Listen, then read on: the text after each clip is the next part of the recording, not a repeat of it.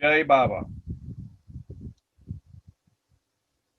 Everyone and everything is everyone and everything at the same time and for all time. Meher Baba. Avatar Meher Baba Ki Jai. Thank you, Baba, and thanks to all of you attending. We are reading the book called Silent Teachings of Meher Baba. This is a publication, these are discourses and conversation from beloved books, that is Ansars, Noshirwan Ansars, and we are doing the chapter on Maya, the creator of illusion.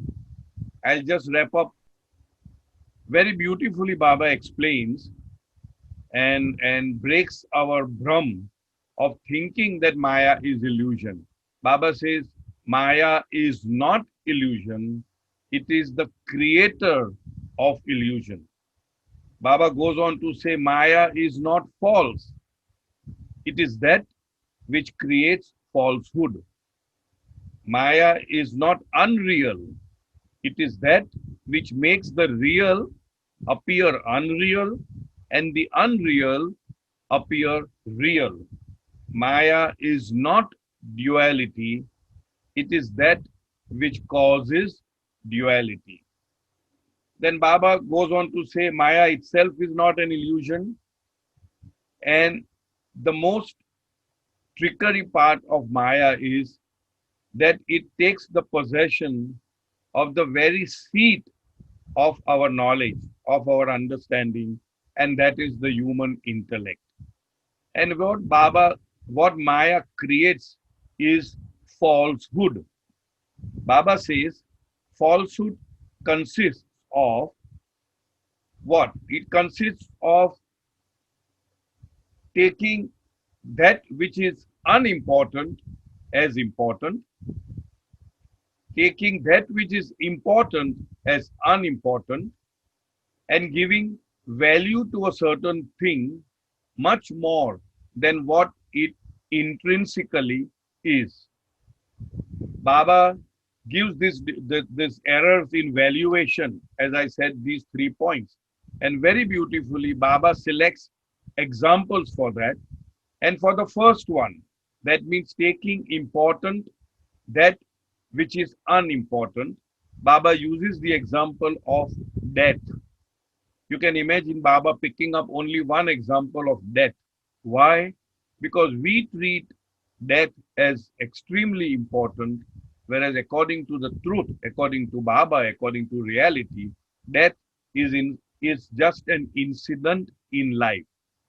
Why we take death as important is because of the other aspect of Maya, which means we take the body to be true, to be the reality.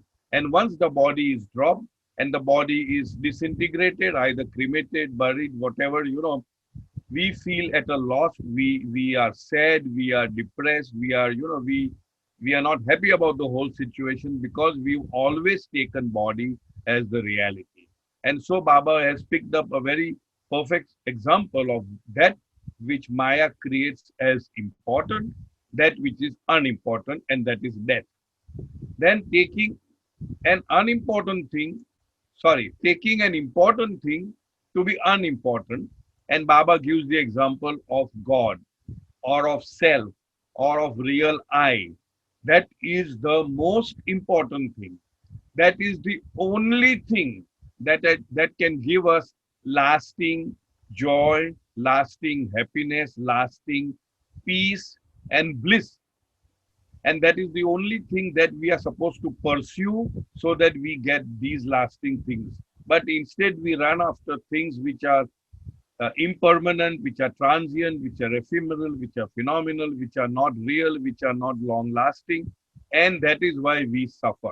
So, in other words, Baba's statement that 99% of our suffering is self created is so true, because we are chasing after things which are not real, and we are disregarding things which are real, that is God, that is the self, that is the real I, the inner self, that should bring us joy, peace, happiness. Then Baba gives the example of some to attributing an importance to something which is much more than what it intrinsically is. And Baba gives again a very splendid example of rites and rituals. Baba says that rites and rituals in themselves are not at all important in themselves, but they can become a carrier, they can help us, they can propel us, they can push us towards the reality, towards the truth. And Baba says that the only job of the religion, be it Hinduism, Islam, Zoroastrianism, Christianity, Buddhism, Sikhism, whatever, the only purpose of any religion is to create love for God in our hearts, to create a longing to see Him and become one with Him. Anything and everything else about religion is merely an exercise in rites, rituals, and ceremonies. But we are giving that mere exercise as important. And that is the third example which Baba gave as giving something important much more than what it intrinsically is. Then Baba talks about, false beliefs. And one of the examples that Baba gives, that because Maya takes the seat of the intellect, we don't even have a whiff of how befooled we are, how Maya is hoodwinking us. And Baba gives the example that it is, it makes us so, for example, Baba says, we think that we are the body. It is so self-evident that we don't ask anybody, am I Cyrus? Am I this? Am I ABC? No. It is self-evident and masquerading. Masquerading means putting a mask on of portending or showing itself as something other than what it really is. Masquerading in the garb of veritable truth, undeniable truth. It says that undeniably I am this body. It is masquerading in that sense. It never occurs to him that he might be something other than what seems to be embodied in this physical, tangible form. To give up this belief that I am this form is very difficult, and to believe that I am not this form is very is again is very difficult. In other words, what Baba is trying to say is that because we are so attached to the desires and longings and cravings connected with the body, that to imagine that I am not the body is extremely difficult. To give up the belief that he is the body would involve renunciation of all desires connected with the physical form. This belief is easier to hold and very difficult to uproot. It is very difficult to uproot the belief that I am this form.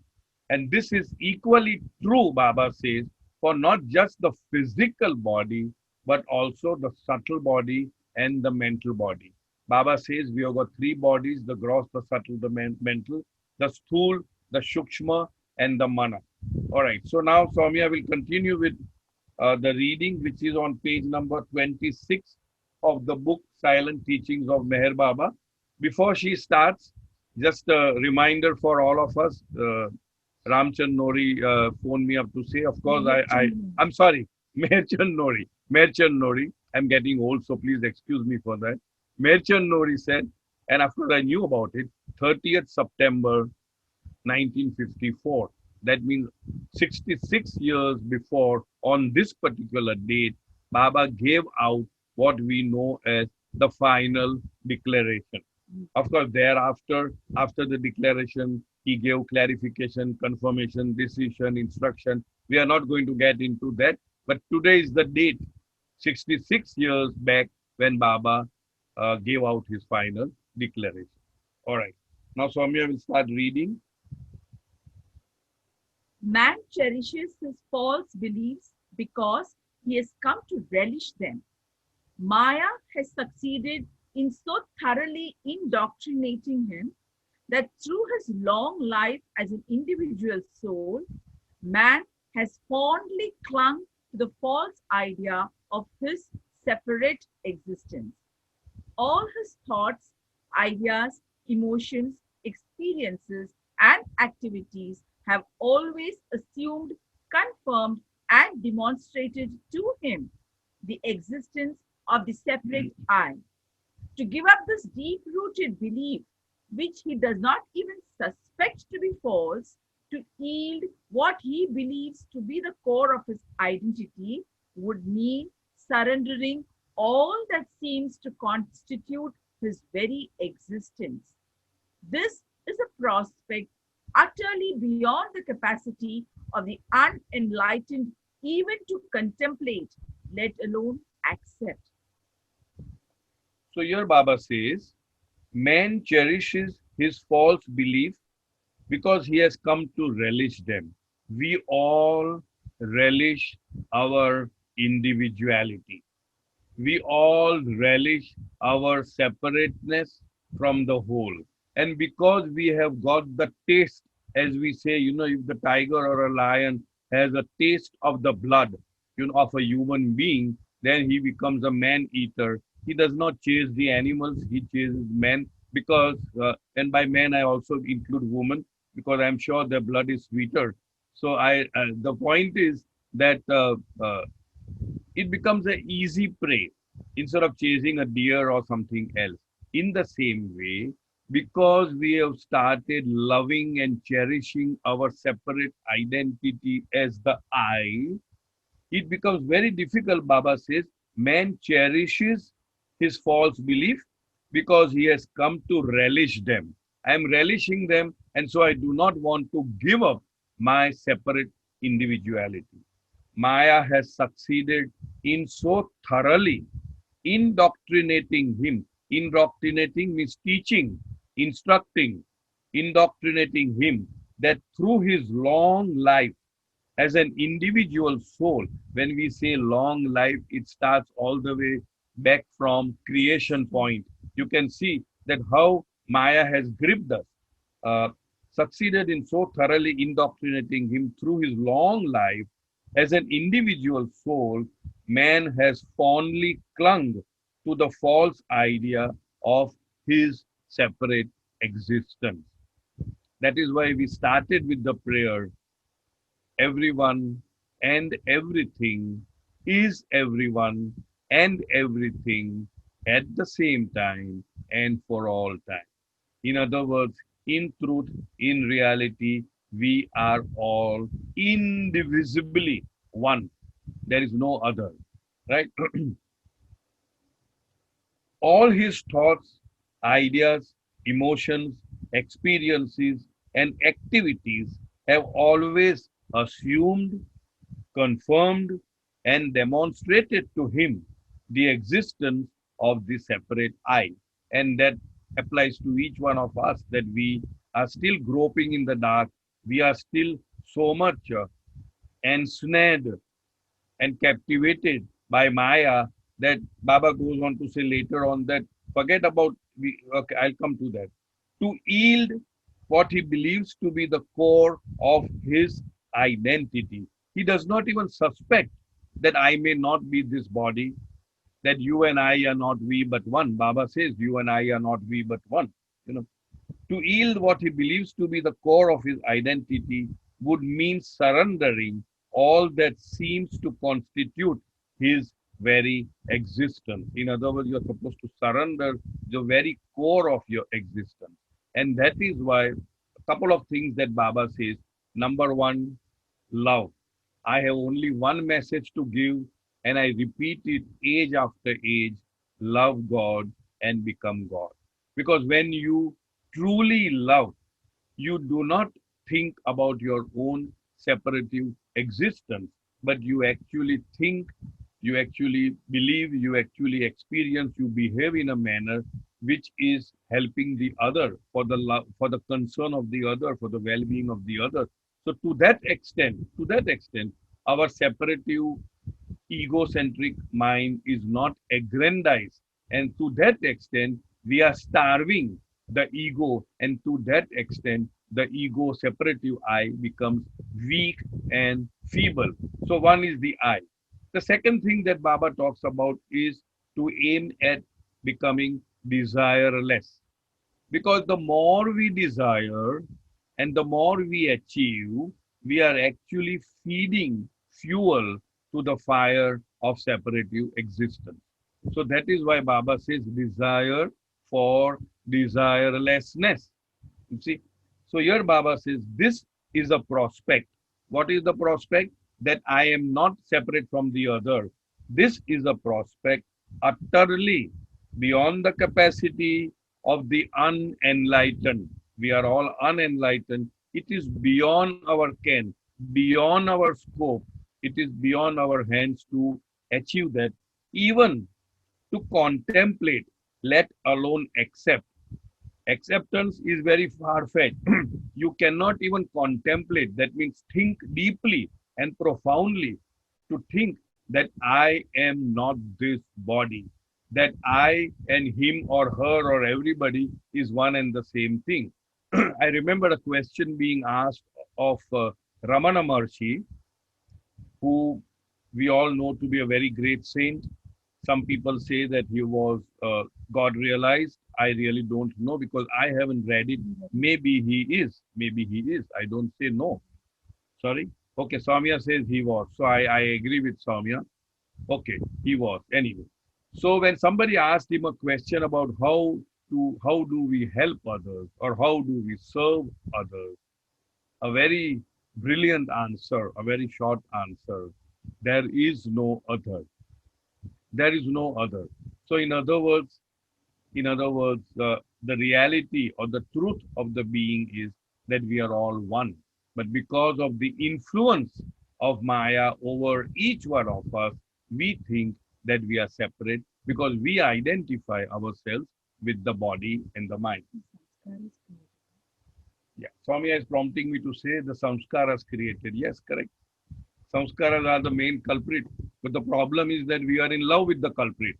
So when we are in love with the culprit, how can we ask them to leave? In fact, when they are leaving, we are saying, no, no, no, don't go. Please stay on. I want to enjoy a little more. Isn't it?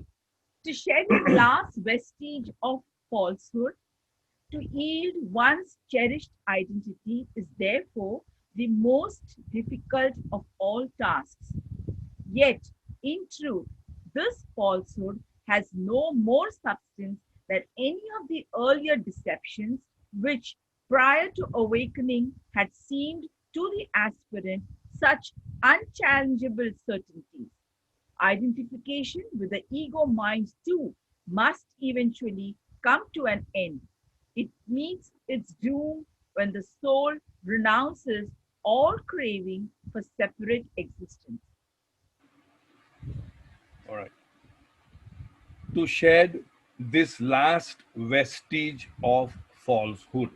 Somewhere else, Baba has said that at the periphery level, we are all separate, like a spoke of a cycle, bicycle, of a wheel, correct, of a wheel of a bicycle. We are all separate.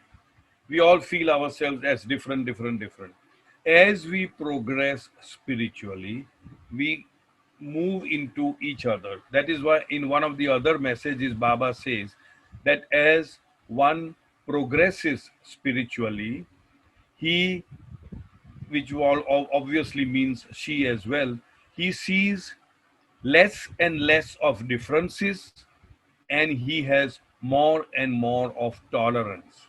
So I would say one of the factors that may be a key to how spiritually advanced one is the extent to which he is tolerant about the other, and the extent to which he sees less and less differences between each other. So when we converge, so to speak, and when you tread the spiritual path, the inner spiritual path, there comes a time when there is only the last vestige of karma, which is the inner eye or the third eye or the spiritual eye. Even that is the last vestige of samskaras or karma, which separates the aspirant, the peer, the very spiritually advanced person from God. because he sees himself as separate from everyone and everything which he sees as God. In other words, he is seeing at that stage of the sixth plane, he has the feeling of seeing God in everyone and everything, and that seeing is through the spiritual eye or the inner eye, whatever name that may be say.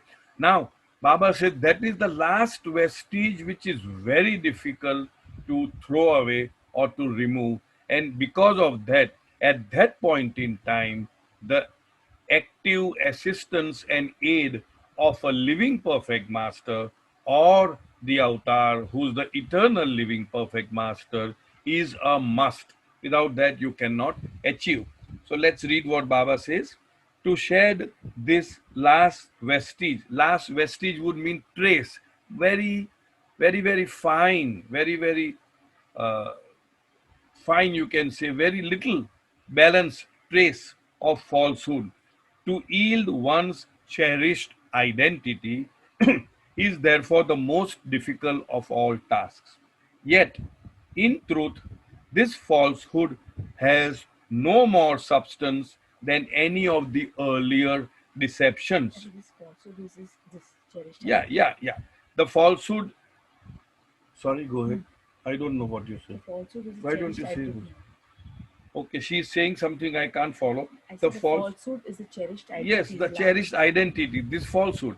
Now, I may think that because my falsehood is with the gross, that is why it is too much. As my falsehood becomes lesser and lesser, but Baba says that even up to the sixth plane of consciousness, that falsehood is no better or no different from the falsehood that we all have in our gross body and gross senses. Yet, in truth, this falsehood has no more substance than any of the earlier deceptions. The earlier deceptions is what we are being, what should I say, confronting with as a separate identity, which prior to awakening had seemed to be the aspirant such unchallengeable certainties. Sorry, am I reading? Identification with the ego mind too must eventually come to the end. Originally, we identify with the gross body. Then, as we progress further, we identify ourselves with the subtle body, that means the energy, urja. Then as we go further, we identify first with the mental body, which is the thoughts, and then with the mental body, which is the feelings. So that is why Baba says that this identification with the ego mind is equally deceptive as the identification as the false I or the egocentric body. Earlier, which prior to awakening had seemed to be to the aspirant such unchallengeable certainties, identification with the ego mind too must eventually come to an end. It means its doom. With whose doom? The ego mind's doom, when the soul renounces all craving for separate existence. That means the moment all craving for separate existence is totally diminished, annihilated, you achieve Godhood. Now, we have just done two paragraphs. I don't want to read now further. Any questions on this? So that if there are any cobwebs in the mind, you can always clarify it, and then we'll move on to the third paragraph. No questions, right? So I'll go move on to the third paragraph. Countless are the falsehoods that Maya-ridden man, in the stupor of his ignorance, is duped into accepting. But from the very beginning, all falsehoods carry within themselves the seeds of their own unmasking. Sooner or later, in the evolutionary progress of the aspirant, their hollowness becomes evident and he recognizes them in their true colors for the innate falsehoods they are. Even in the very depths of ignorance, at the inception of man's evolution, there is a faint stirring of challenge to the first falsehood that fastens itself upon the soul.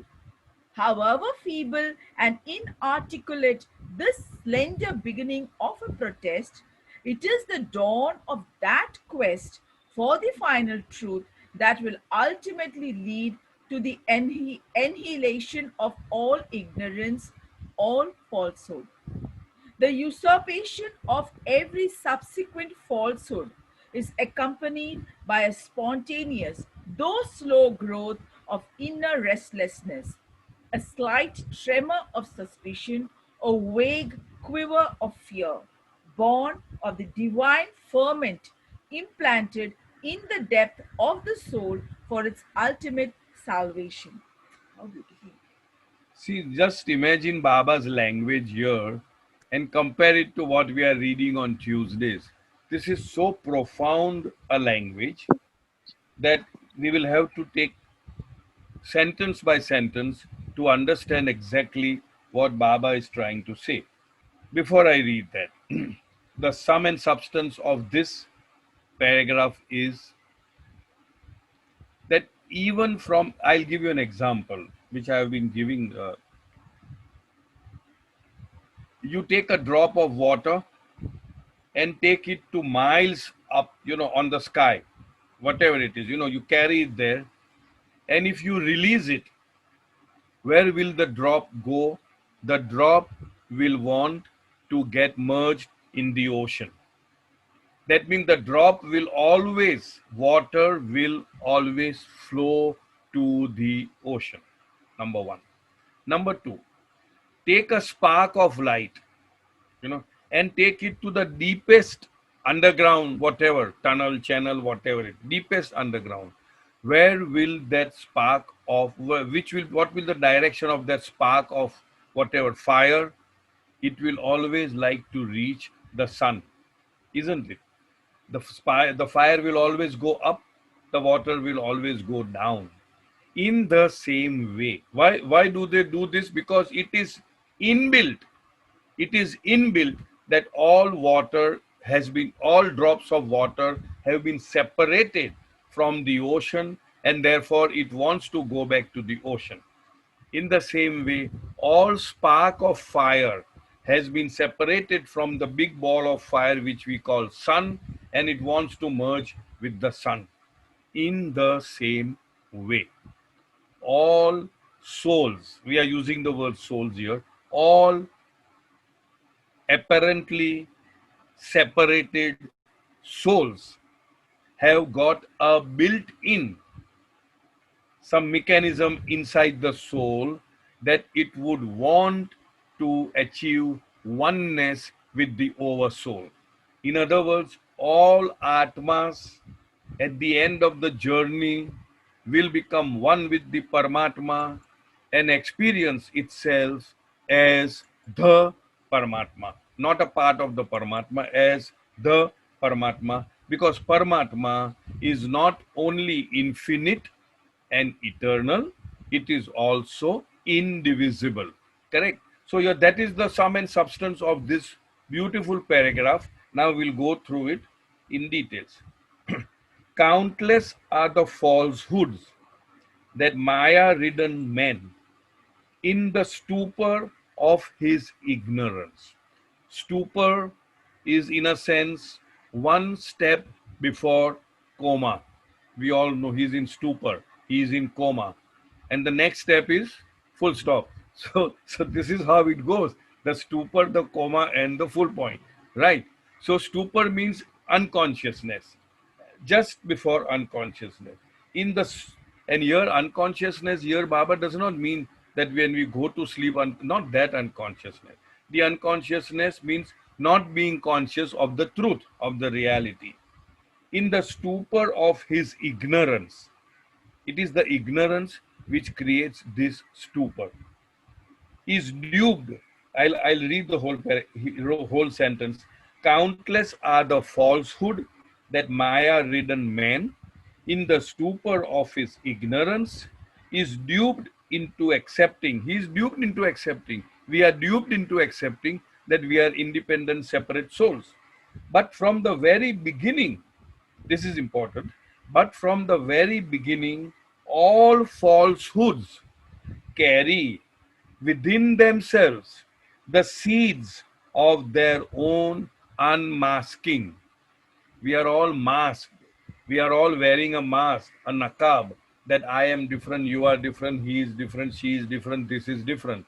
So all falsehoods carry within themselves the seeds of their own unmasking. The same thing what I said. That means in every falsehood, there is a seed of the truth which will grow slowly, slowly, slowly, slowly go, and finally it would unmask the truth, and then you will realize, oh wow, I always was the truth. How beautiful. Just see the languaging. I'm repeating this because it's really worth listening to again. Countless are the Falsehoods. falsehoods that Maya-ridden man, in the stupor of his ignorance, is duped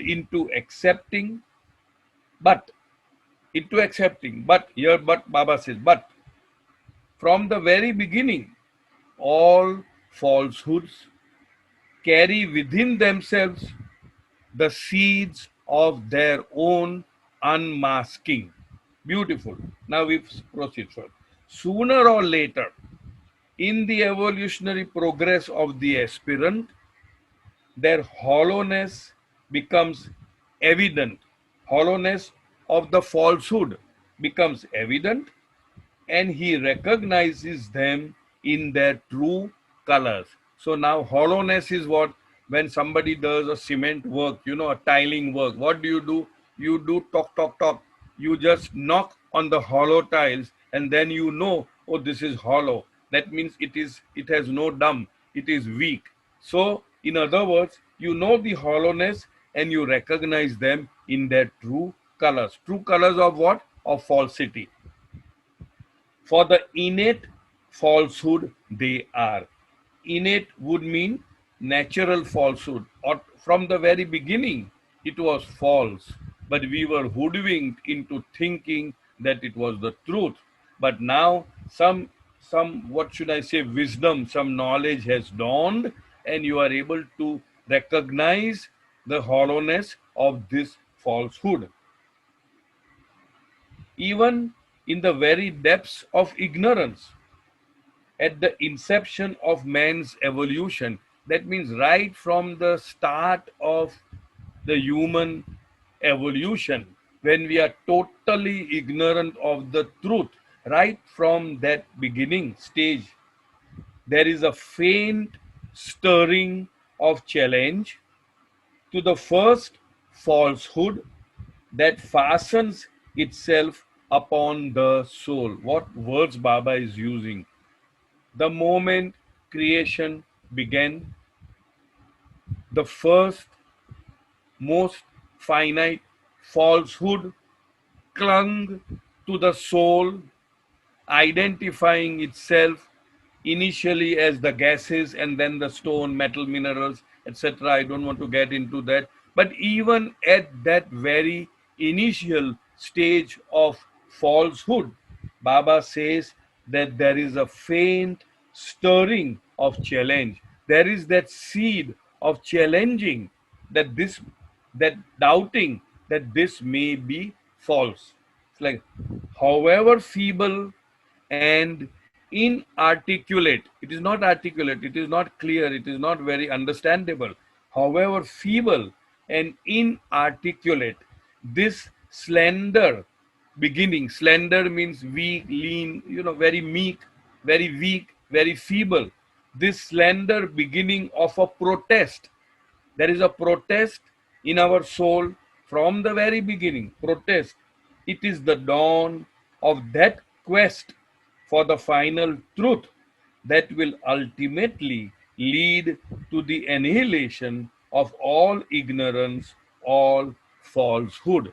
So, what Baba says is that right from the beginning of ignorance, of falsehood, when the falsehood clung to the soul, there was this germ of a seed, you can say that that very feeble seed which challenged this particular falsehood and which now is growing as we evolve, and finally it is able to annihilate all the falsehood. This usurpable Usurp. Usurp. usurpation Patient. usurpation. This you usurp, that means take by force. I usurped somebody's property, somebody's land, that means to take by force. This usurpation of every subsequent falsehood is accompanied by a spontaneous, though slow, growth of inner restlessness, a slight tremor of suspicion, a vague quiver of fear, born of the divine ferment. What beautiful language! Divine. That particular very weak, meek, slender element of truth, which was built in the falsity, now it ferments and now it is growing. It is showing its aroma. It is showing its strength. Divine ferment implanted in the depth of the soul for its ultimate salvation. This particular truth was implanted in the soul, which now fructifies for its ultimate salvation. This is a very, very profoundly worded paragraph, which, as I explained in a nutshell, that nobody is so depraved as never to rise again and never to achieve the goal. There is, when you construct a building, there is what is known as a blueprint. On the drawing board, something is drawn, the blueprint. So the blueprint of the creation is that there is no creature which is not destined for the supreme goal, as there is no river which is not winding its way to the sea. In other words, everyone and everything will eventually land up in oneness with the reality or truth. No matter how you struggle not to reach there, not to go there, you will ultimately go there. Why? Because that is there on the drawing board. That is the design of creation. The whole purpose of creation was that each soul should identify itself as the oversoul, that each Atma will realize that in reality it is the Paramatma. And there is no way, there are other religions which say that if you do this, that, this, you are damned to eternity. You are damned to hell, to go to hell and stay there to eternity. There is no such thing as that, irrespective of how, as I said, depraved, how sinful, how whatever negativity you want to apply, still there is a chance for that soul to rise up. Why? Because of this very minuscule implant in each and every soul that will ferment, that will grow, that will bloom, that will blossom, and ultimately make that soul reach the goal. Any questions here? Anybody has any questions here? No one. Lovely. So how beautifully Baba is writing, and what do we get out of it? I always think in that Ahmedabadi style, as they say, Ama Marusu, what am I going to get? What we are getting is that we are never separated from God, that we are all in fact, you know, God with the kachra and the garbage and the samskaras, the karmas, what we may call it, is that, and that one fine day, we are all going to reach that goal, that we are never ever separated from Him, that we can never be separated from Him, because God is indivisible, and that we all have hope, absolute truth, that we are going to experience that oneness with our beloved Baba, God, Allah, Brahma, Ishwar, Prabhu, whatever you want to call it, one particular day. And the earlier we realize that we are not the body. The earlier we stop chasing our desires, which are ephemeral, phenomenal, impermanent, transient, the better or the faster that growth could be. And the easiest, quickest, surest, safest way, Baba says, is keep my company constant and wholehearted, and try to remember me when you breathe your last. That is the easiest, safest, surest, quickest way to achieve that goal. All other methods, all other methodology, Baba talks it, spiritual gymnastics or drills will take eons. When Baba has come in our life and he has given us an easy way out, why should we go on the so-called, what is it called, meandering, way here and there that way. All right. Identification with the body, for example, brings with it the fear of one's own death and the fear of losing others. And in the very profundity of this fear, in man's heart of hearts is seeded the first little sapling of suspicion that depending merely upon the possession of perishable forms for abiding happiness is building castles of hope on shadows of sand. So beautiful. Baba says identification with the body. We identify with this body. We are in love with somebody with that body. We like so many things, so there is identification with the form. Baba says identification with the body, for example, brings with it the fear of one's own death and the fear of losing others. There's a fear of one's own death and the fear of losing our own beloved, maybe husband, wife, mother, father, mother-in-law, father-in-law, children, whatever that may be, friends. And in the very profundity of this fear, in man's heart of hearts, is seeded the first little sapling of suspicion. When people around us keep dying, tuck tuck tuck tuck, then there is that particular seed or sapling is there of of suspicion, that depending merely upon the possession of perishable forms for abiding peace is building castle of hope on shadows of sand. That means here Baba is saying that the very dependence on the form sows a seed in our heart that it is worthless, it is stupidity to depend on the or any form which is a passing show.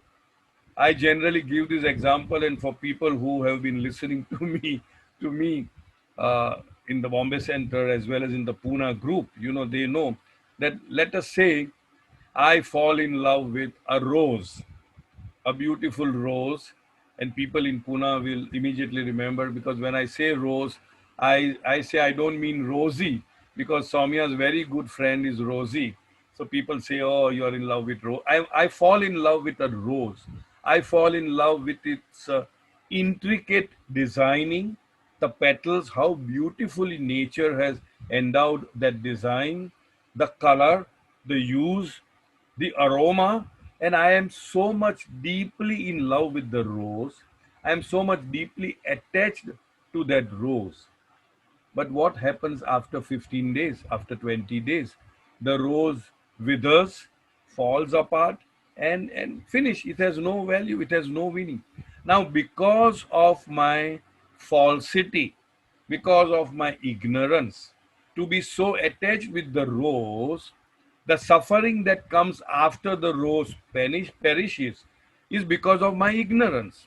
So once I know that there was no rose, say 20 days or 1 month before, and there will be no rose 20 days, 1 month thereafter, that means I would love it, I would tend to it, but I would be detached from it, knowing full well that it is not a permanent thing. It is impermanent.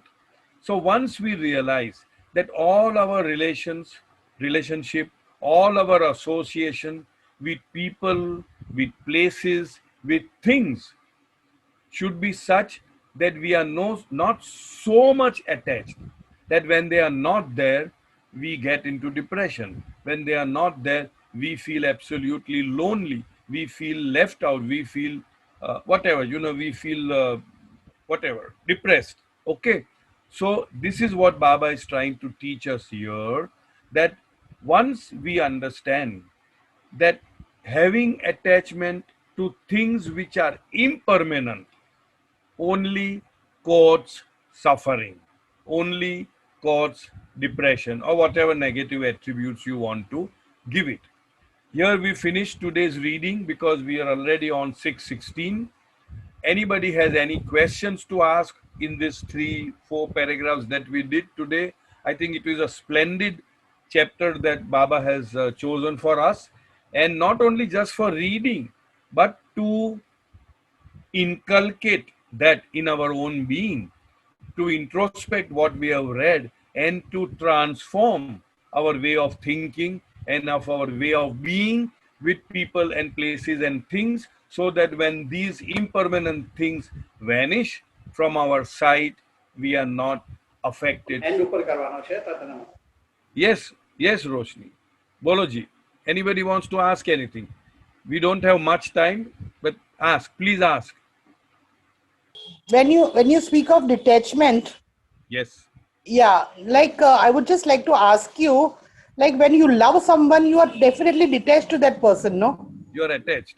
You are attached to that person. Yeah. So when, like for our example, our children or our parents or somebody, then how can we be detached from them? I mean, when you love somebody, you are definitely attached to them. That is what, So, there's a difference between loving and attachment.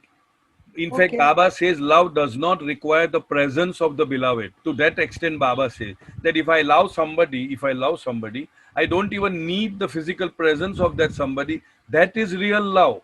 And what you think is love is actually an attachment. An attachment always brings suffering. That's what Baba says. You see, and therefore we must, if you call it love, we must love in such a manner that you are only giving and giving and giving. Attachment is a self-aggrandization. Attachment is a self-gratification. If I get something out of my love for somebody, Baba says it is not love.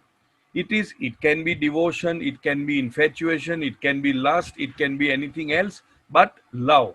And that is exactly what Baba is saying, that your attachment to the truth should be heart deep, and your attachment to everything else should be skin deep. Now, that is exactly what Baba is trying to teach us, that what we consider as love is actually an attachment. Where were your children? How old is your child or whatever? Just my children are now 20, 27 and 30, 34. okay, that's fine. So Uh, where were they 30 years back? 30 years back, they were in the astral world. And okay, they chose to come through you and your husband, and yes, you only became a gateway for these souls to come into the earth and experience what they intend to experience.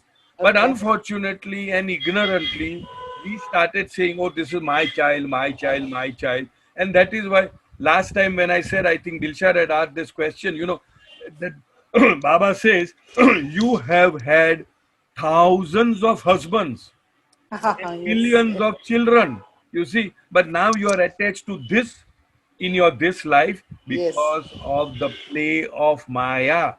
That is what exactly Baba is saying, that because of ignorance, because of sanskaras, they came through you. They are okay, not yours. They came through you. And once that knowledge dawns on us, then we will continue to love them in a manner, in a detached manner. We will do everything that we need to do for our husband, wife, children, in-laws, yes, etc., etc., parents, but we will not be attached, knowing full well that each soul has come into this earth to experience according to their own samskaras, and parents are only the gateway for those souls to come and experience. The moment attachment comes, finished. There is suffering. Yeah, it's a little difficult to put into practice, but we can try it. Every worthwhile thing is difficult. Okay, okay. If you Thanks so much, Cyrus. Thank you so much, Cyrus. Jai Baba. Thank you so much. Jai Jai Baba. Baba. Jai Baba. All right, so I think we call it a day. Thank you. Thanks once again to all of you. Avatar Meher Meher Baba. Baba ki Baba jai. ki jai. Avatar Meher Baba ki